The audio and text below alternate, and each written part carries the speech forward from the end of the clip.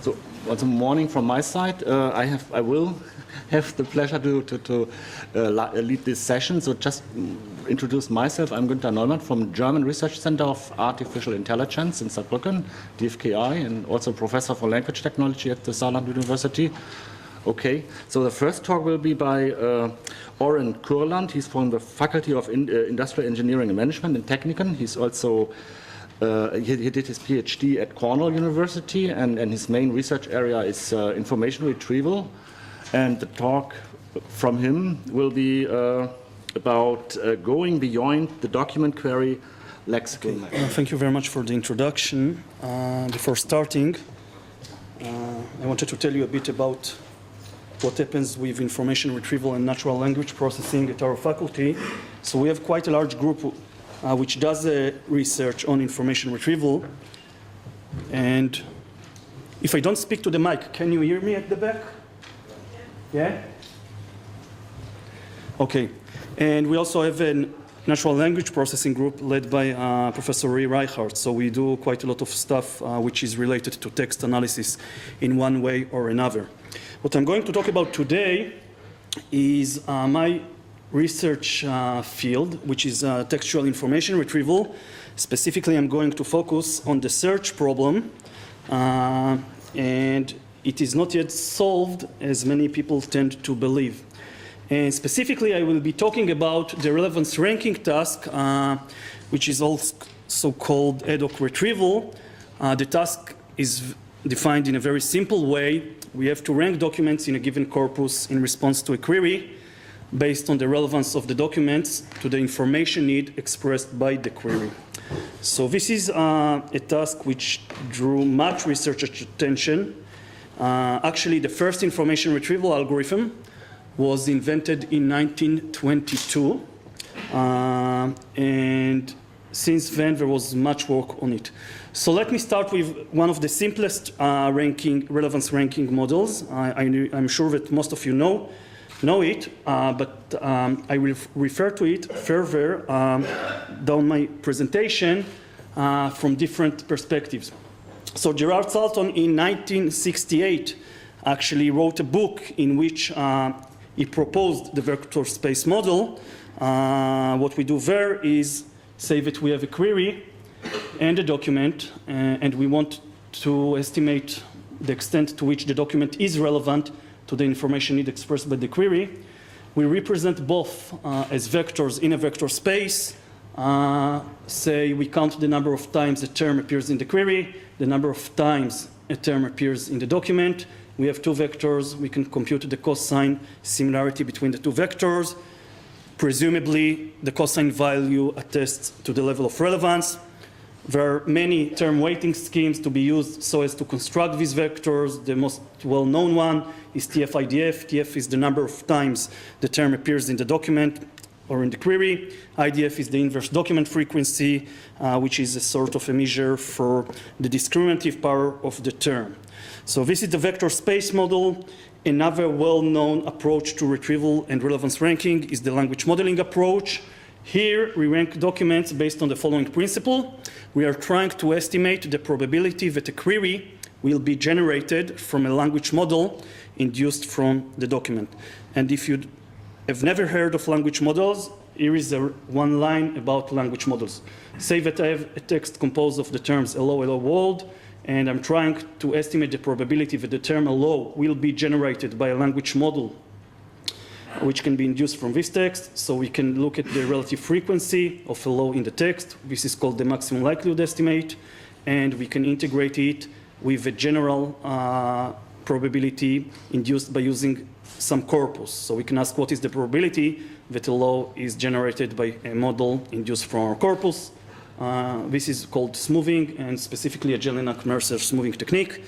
If we go back to ranking, we want to score the document with respect to the query.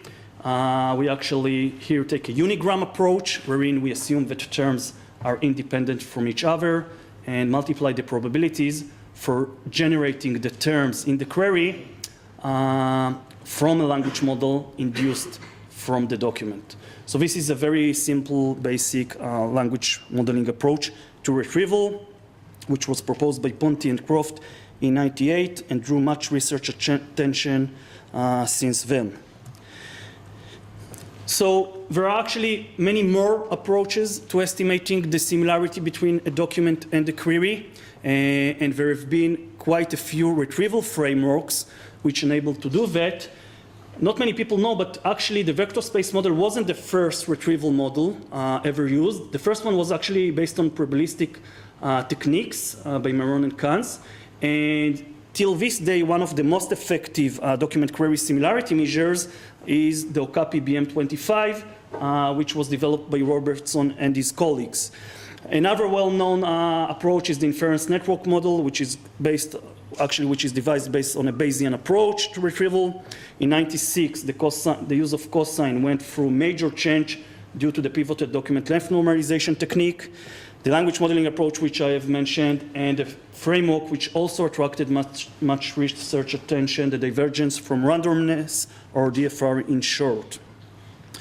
One of the questions that many IR researchers were wondering about was, do we really need all these retrieval frameworks, all these ranking functions, or more specifically, query document similarity estimates? And what are actually the common grounds for all these approaches?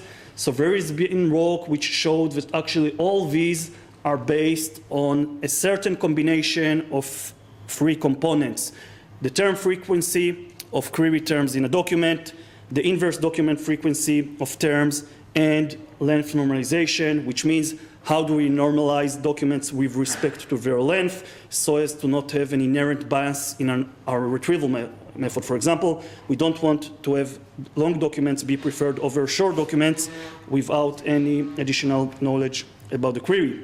So, and there was actually an attempt to build an axiomatic approach to constructing retrieval functions based on this realization.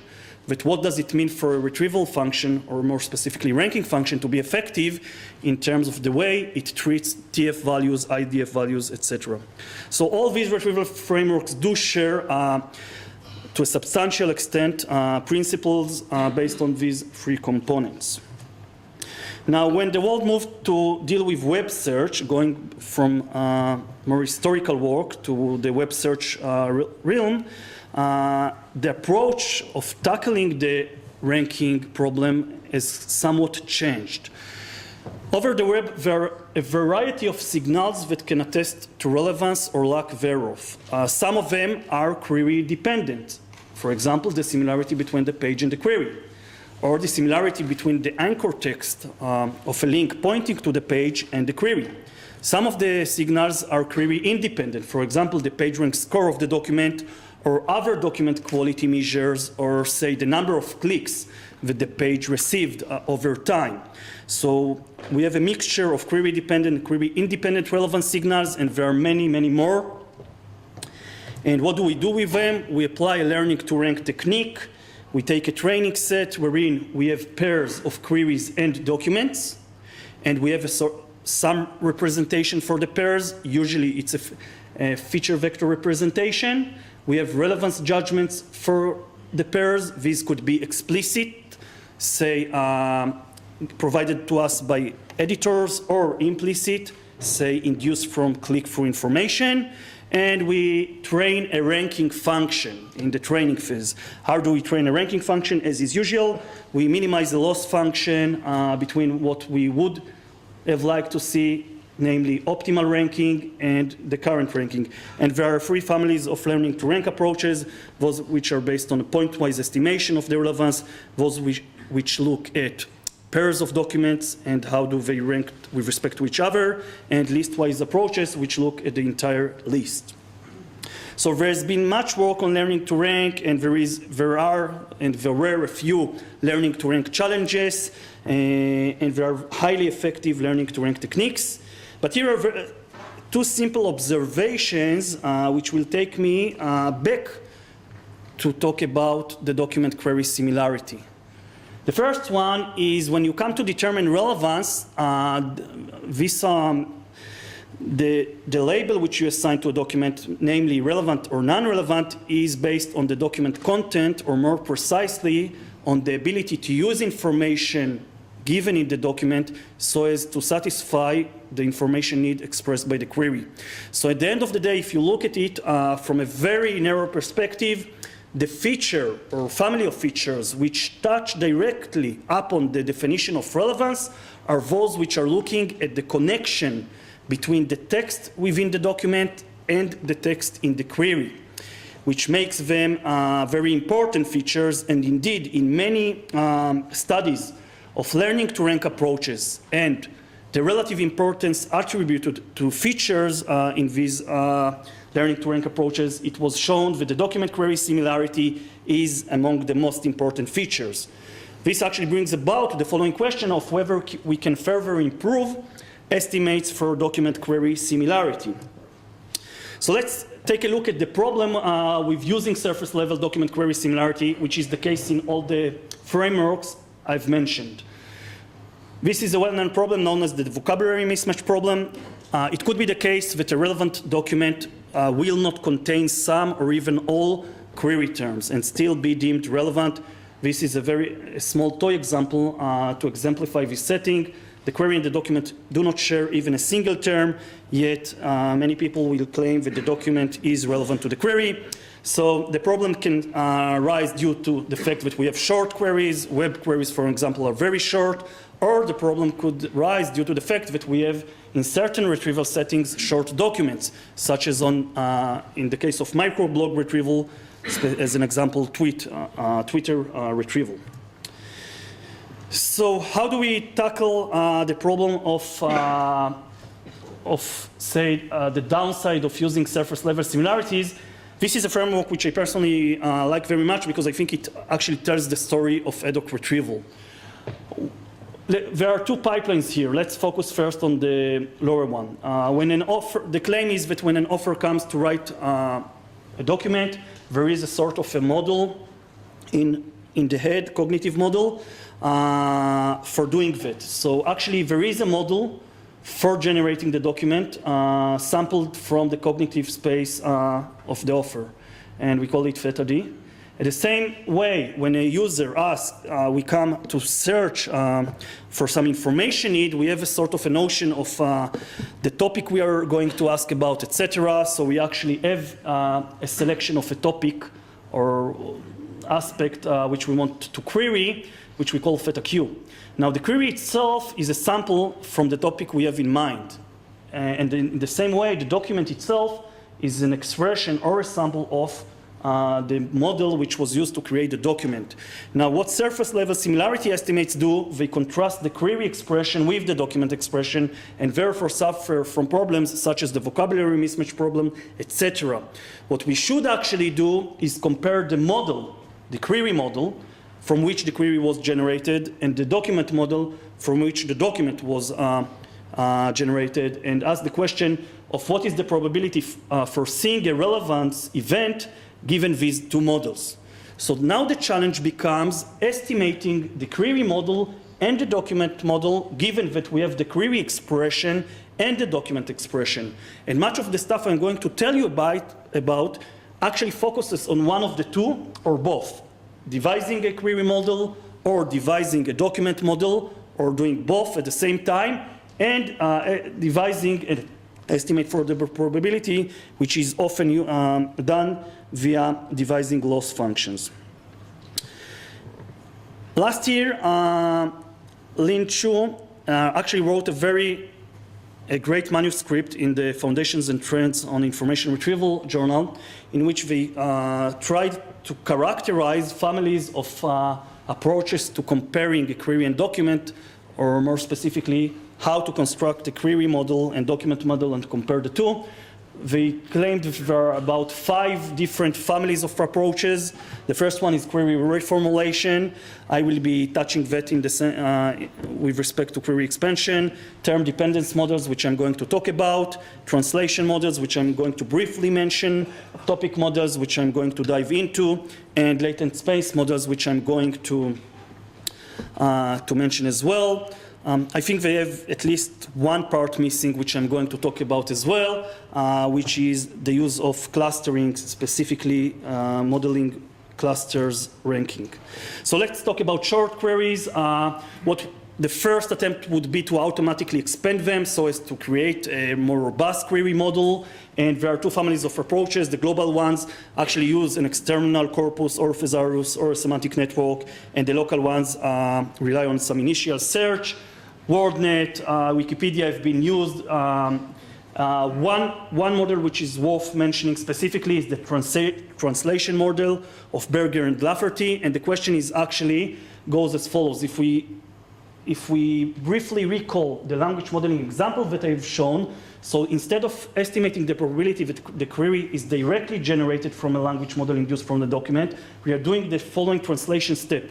We're asking what is the probability to translate a given term in the query W to some term W prime, and then we ask the question of what is the probability that W prime is actually generated from a model of D. This allows us to handle synonyms and other semantic relations between terms. The main question here is how do we estimate translation probabilities? We can use either some training data. Over the web we have tons of click data which is very useful to this end, or we can do it in a completely unsupervised manner, utilizing the mutual information between terms. Actually, this model, the translation model, has been recently shown to be very effective for tweet search. Due to the fact that tweets are short, the vocabulary mismatch problem is exacerbated, and therefore we need better models so as to bridge this gap between the query and the document.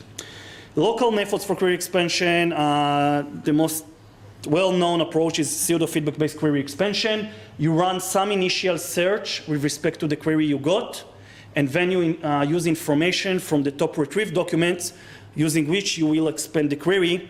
One of the most influential approaches to pseudo-feedback-based query expansion goes back to Lavrenko and Croft, which proposed the generative theory for relevance, and those of you who don't like math, you can ignore this part and just focus here. The assumption was that the query, both the query and the documents which are relevant to the query are actually sampled from the same latent model. It's a language model, which we call the relevance model. By the way, those of you who are familiar with the Rocchio model in the vector space, so should know that this is actually a generalization of Rocchio's model. Specifically, what we are doing here, in order to estimate the relevance model, we do a mixture of two language models. The first one is the original query model. The second one is by itself a mixture of language models of top retrieved documents. And in order to score documents with respect to the query, we look at the KEL divergence between the relevance model and the document language model.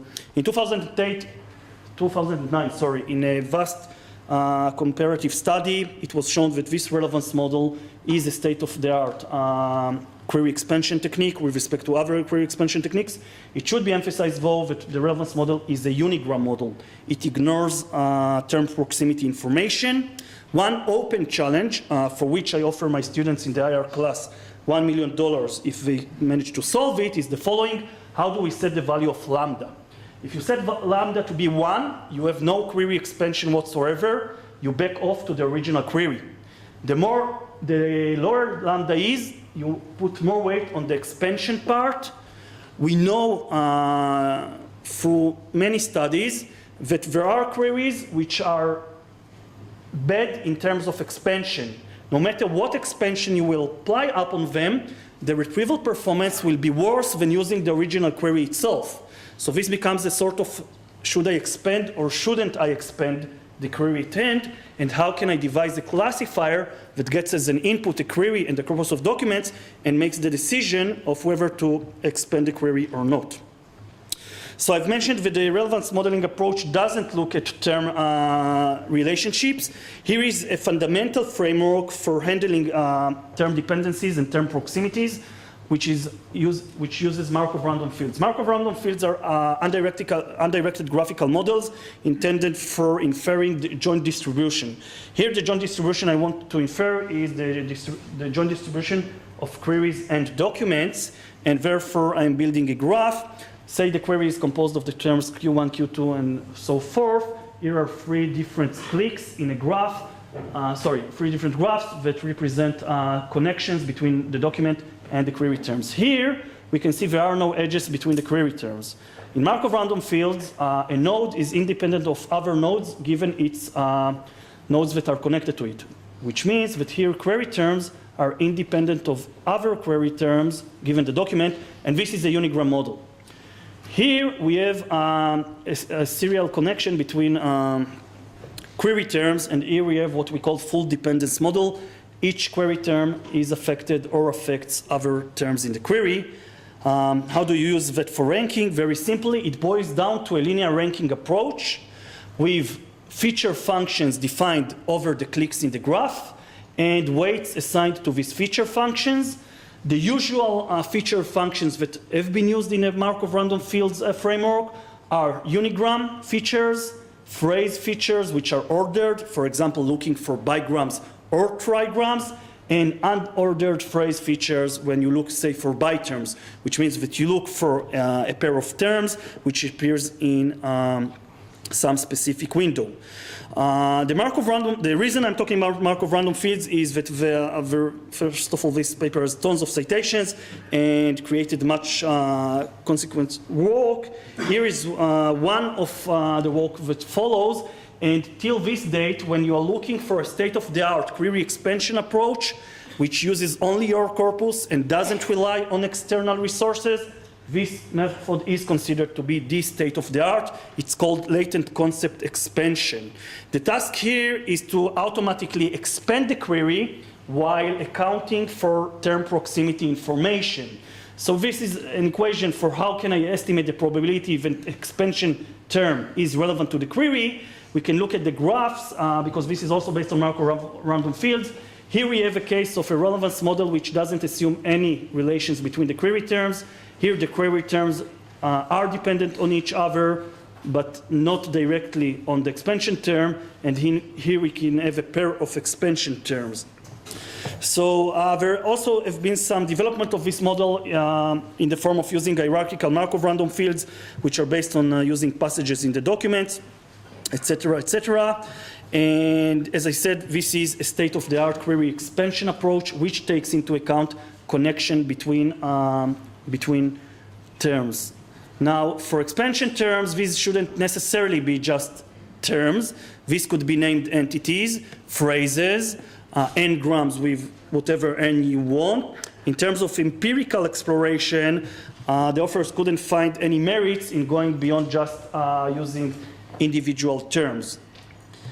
Perhaps the most general look at this, all these linear, which are actually log linear models, is the work of Bendersky et al., wherein we score a document with respect to the query using a set of concepts. So we have different types of concepts. Concepts could be query terms, phrases, biterms, named entities, expansion terms, whatever you would like. And we look at the connection between the concept and the document and weight them in a differential way. And this was a key aspect of this work, which led to quite a large body of work afterwards, wherein we want to weigh concepts in a differential way. For example, the weight of a bigram, one bigram, is not necessarily the weight of another bigram. How do we do differential weighting? We throw in feature functions, and we learn the weights of the feature functions. What kind of features have we looked at? So they've looked at corpus-based features, for example, the IDF of terms or RDF of bigrams, the appearance of the concept in the list of Google n-grams, and in Wikipedia, titles of Wikipedia pages, as well as in search logs. The technique is not that important. The only part which is important is here. The function is linear with respect to the weight, which enables to effectively and efficiently learn the weights using whatever learning to rank approach you would like. So, and this was also shown to be a highly effective technique, although, and as I mentioned with respect to latent concept analysis, it doesn't rely only on information within the corpus we search. It uses external information. It is well-known fact in IR that whenever you do query expansion and you use some external corpus, specifically large one, well-edited one, you gain much benefit with respect to expansion.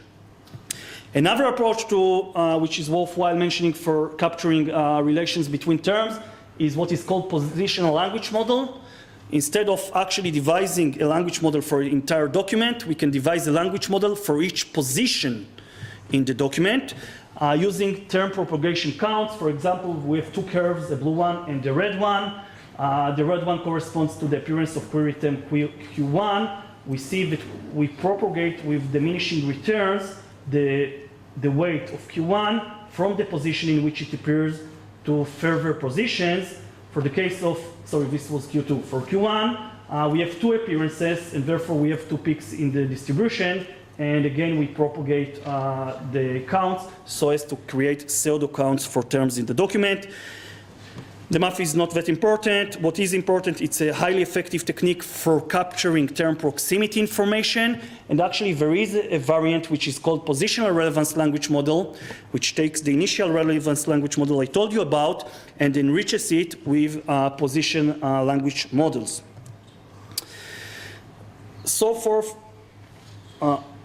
I've been focusing on the query side mainly. Let me talk a bit about the document side. So remember the picture that we have a document, a query. We want to infer a document model, a query model, and compare the two. So the standard way to represent a corpus of documents is to look at the term document metrics. Rows are documents, columns are terms, and we have weighting functions that serve as the metrics entries. Perhaps the most well-known approach to take the metrics and reduce the dimension is the latest semantic analysis approach, which is based on a singular value decomposition of the metrics, and which actually also serves as the solution for the following equation.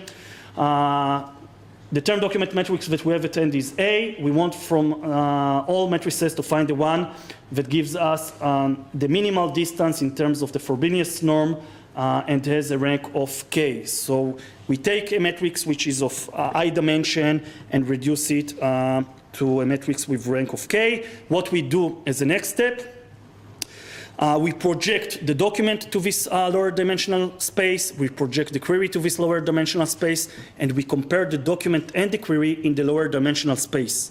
Unfortunately, for the sake of ad hoc retrieval, the performance of doing that in terms of effectiveness of retrieval is not that great. I will get to models that yield much better performance and do dimension reduction. There was also a variant. Actually, it's not true to say that it's a variant because it's a completely different approach, which is a probabilistic variant, probabilistic latent semantic analysis, which looks at topics in the corpus.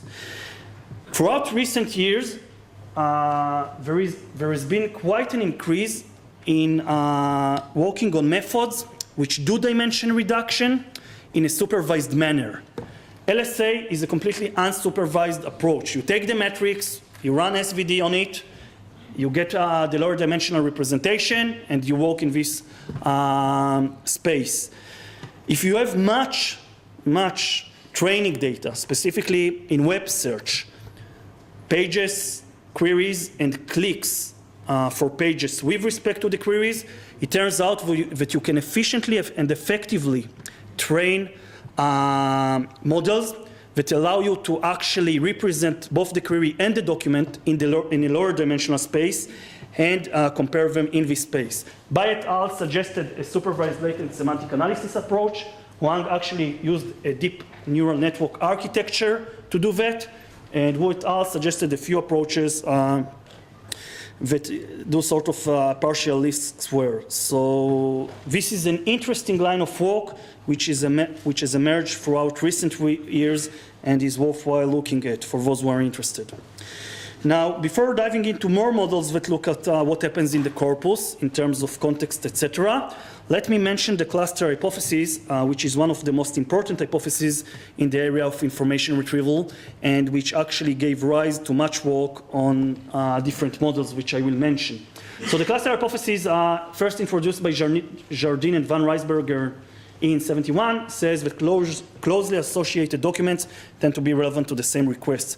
What does it mean associated? This is the key factor, and therefore the hypothesis is not scientifically well formed. But one way to leverage the intuition underlying the cluster hypothesis is say, well, let's not look just at the document. Let's look at the context it has within the corpus it is a part of. So this mainly hold, well, presumably it should hold for corpora containing short documents, because we want to enrich the information within the document using information from other documents in the corpus. But as it turns out, it holds not only for corpora containing short documents, but also for corpora containing long documents. Here is one basic approach to enrich a document representation using corpus context, and which was actually used in a variety of works, and it goes as follows. It uses the language modeling approach. Say that I want to estimate the probability of a term given a document, which means what is the probability of the term being generated from a language model of the document. I can look at what happens within the document, which is the count of the number of times the term appears in the document. I can smooth this estimate, maximum likelihood estimate, using corpus counts, but I can add a third important component. I can ask the following question. What is the probability, going over all topics, and I will mention which topic models have been used, going over all topics in the corpus, what is the probability that the term W represents the topic, and what is the probability that the topic is associated with the document? So we have a sort of a translation chain between the document and the term via topic model. What researchers have used for topics, you can use clusters, which supposedly represent topics. You can use latent Dirichlet allocation to induce topics over the corpus, and this is work which was done in 2006. You can use probabilistic latent semantic analysis, which I've already mentioned. You can use more advanced topic modeling techniques such as Pachino allocation. So this is a very basic technique based on which many papers have been published. But let's look at some empirical observations with regard to using topic models for ad hoc retrieval. Using more sophisticated topic models doesn't bring you any merit in terms of the retrieval effectiveness. So you don't need to go crazy with your topic model so as to attain effective retrieval. As it turns out, using simply nearest neighbors clusters within the corpus performs as well as using sophisticated topic models such as LDA and PAM. Maybe the sad news for using topic models for retrieval is the third bullet. If you simply use pseudo-feedback-based query expansion for retrieval, says the one I presented to you using relevance modeling, you do much better in terms of retrieval effectiveness than using topic models. And there is a nice point about Twitter retrieval that doing cluster-based moving using simple clusters is highly effective for tweet retrieval. So we didn't see yet improvements in terms of retrieval effectiveness by actually using topic models. So maybe it might have been the wrong way to go, smoothing document representations using topic models. So here is potentially a different way of utilizing corpus structure. Say that you are given a query and you run some initial search and you get an initial list of documents. Say we are talking about the first page or first 2 pages of results. You can apply clustering upon these results, whatever clustering method you would like, and you get a set of clusters. Now say that instead of ranking documents, you rank the clusters which you got using this clustering approach. And once you induce the ranking over the clusters, you turn the ranking into a ranking over documents. So the user of the search system needn't know that we have used clustering as an intermediate step. But the question is whether we can get merits or benefits in retrieval effectiveness by using this sort of a scheme, going from an initial document ranking, clustering the top retrieved documents, ranking the clusters with respect to the query, and then transforming the resultant cluster ranking into a document ranking. So here are some numbers which shows the potential benefits in doing so. Here are the Precision 5 performance numbers for a standard language modeling approach. Standard retrieval, Precision 5, is the percentage of documents among the top 5 retrieved which are relevant to the query. Here is the performance attained by the relevance model which I have mentioned which is a state-of-the-art query expansion approach. Here is an Oracle experiment. Say that I were to take the 50 highest ranked documents here and cluster them into a set of clusters. And say that Oracle would have told me what is the percentage of relevant documents within each one of these clusters, and they were to position the best cluster at the top of the result list I'm showing to the user. These are the numbers which I would have attained by doing that. So as we can see, there is a huge room for improvement by actually employing the scheme I've shown you in the previous slide, namely taking an initial document ranking, clustering the top retrieved ones, looking at how the clusters behave in terms of containing relevant documents, ranking the clusters, and then turning it into a document ranking. This is work which we did last year. We actually proposed a new approach for ranking clusters, which relies on a Markov random fields paradigm. We participated using this approach in the TREC competition. Each year TREC holds a sort of competition between new research approaches for search, and we won the first place in the web TREC using this approach. What are the fundamentals of the approach? Namely, we move to the cluster domain. We ask what is the probability that the cluster is relevant to a query, and we use the Markov random field to induce a log linear model. The trick here is which clicks to use in the graph. So if this is the query and these are documents which are part of the cluster, so clicks that contain only the query and the document actually provide you information with respect, say, to the individual document matches to the query.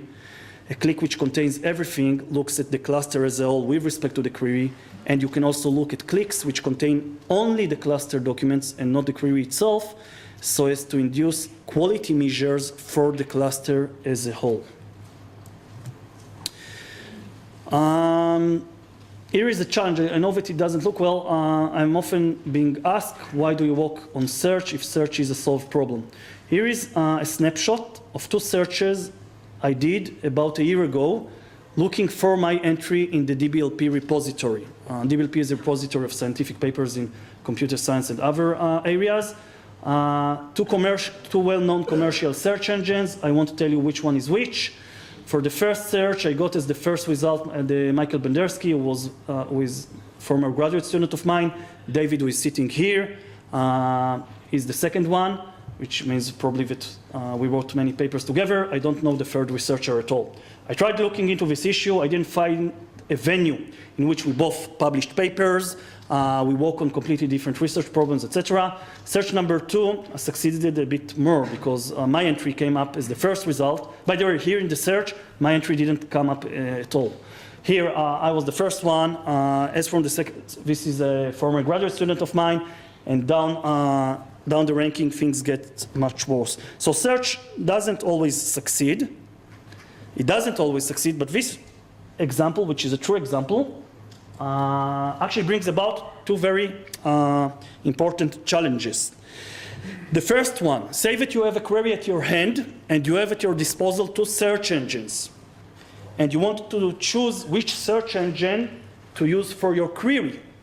So you need to predict which search will be more effective. This is a problem known as the query performance prediction problem, which I will refer to in a minute. A second question, say that you have 2 search engines and you don't want to pick one of them for your query, but rather merge the results attained by each of these into one result list to be shown to the user. How do you do the merging? Well, this is a well-known problem called rank aggregation. In general, many algorithms which come from social choice theory, and in the information retrieval arena, people like calling it the fusion problem. As it turns out, if you were to devise effective predictors for the effectiveness of search, you could have used those in order to perform effective rank aggregation. So these are 2 challenges, and I want, before concluding my talk, I told Ido that I really want to bring up some challenges which talk about core issues in information retrieval, and I've stated them for you. Prediction over queries. Say that you fix the document query similarity measure? You fixed your retrieval method and you vary the queries. Can you tell upfront which queries will result in better performance than others in terms of retrieval effectiveness? Say that you are allowed to look at the result list. David wrote a book about that. Prediction over similarity functions. Say that you have fixed the query now, so you have a query at your end, and you have a few different document query similarity measures. Can you predict which similarity function will perform better than others? Well, there has been some work about that called learning to select a ranker. No conclusive results with respect to whether we can actually take a step forward.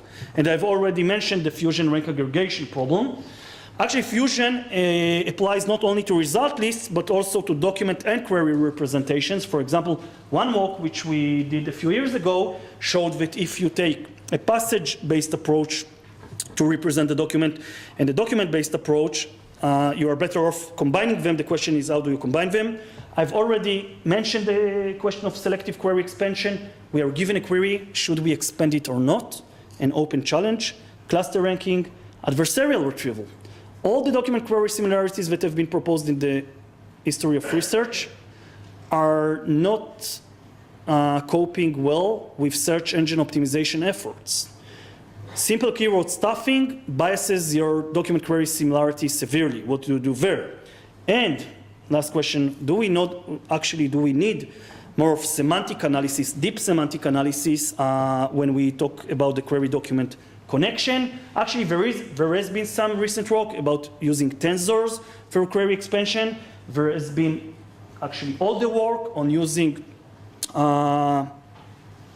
deep architectures, actually, which didn't get much or enough, in my opinion, attention in the research community. To summarize, I started from talking about simple, plain document query similarity measures and moved to talking about automatic query expansion, which is a subfield of a much broader field, query reformulation, which deals with issues such as query segmentation, query reduction, etc. I've briefly mentioned translation models. I've presented you with a few state-of-the-art term dependency models, which account for the connection between terms of the query within the document. I've talked about dimension reduction, reducing the dimension of the space within we match the query and the document, the use of topic modeling and latent space model, and I've shown you an example of how a cluster and a retrieval approach which relies on cluster ranking can yield much merit. And the bottom line is that there is still a long way to go, so there is much work to be done. Thank you very much for your attention.